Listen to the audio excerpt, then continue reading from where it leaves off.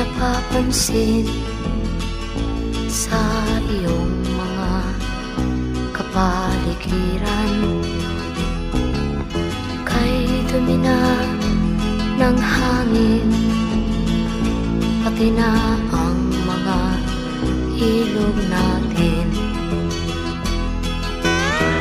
Hindi nga masamang pag-unlad at malayo-layo na rin ang ating narating.